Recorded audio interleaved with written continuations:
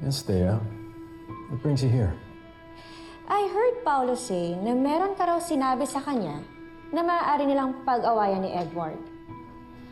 I wanna know what that is. Bakit hindi si Paolo ang tanongin mo? Well, whatever it is, mukhang wala naman siyang balak ni paalam sa amin. Saka mukhang hindi rin siya naniniwala sa sinasabi mo. Napaka-arrogante talaga ng taong yun, ano? Manang-mana sa sariling ama. I already served him the truth on a silver platter. Yet nagmamatigas pa rin siya. Challenge mo nga ako. Ano ba yung truth na sinasabi mo? Walang karapatang umastang golden boy ang si Paolo. Dahil hindi siya tunay na Torrecampo.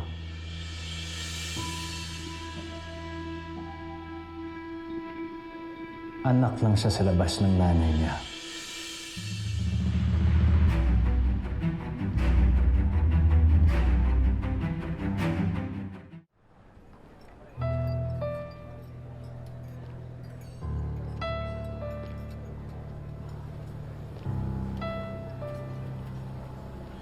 Ma?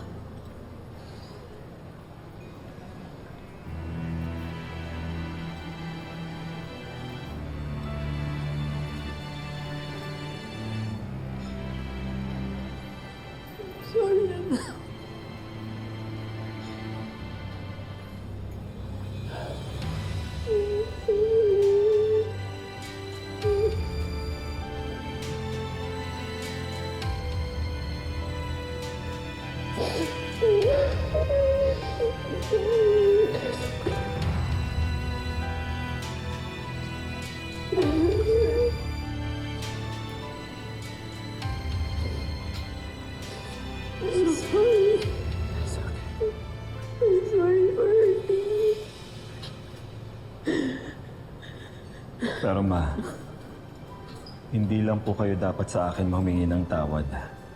Tama si Paolo, Ma. Kailangan na malaman ni na Edward at Dad ang totoo.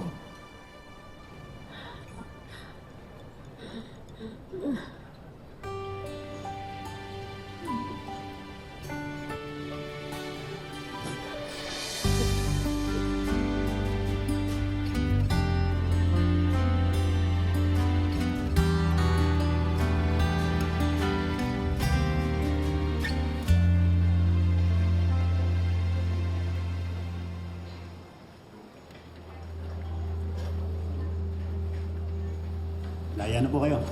Salamat po.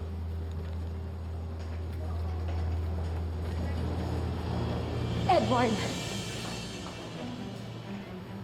Anong ginagawa ng lalaki niya? Relax! Kakampi natin siya. Kaya, nakalimutan mo na ba?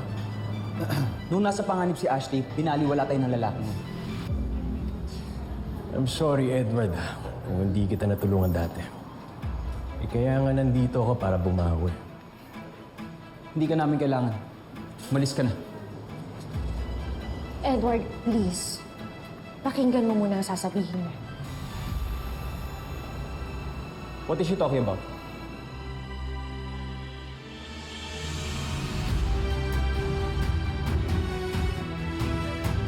Nagpa-reserve na po ako ng isang private area doon sa resto ng kaibigan ko.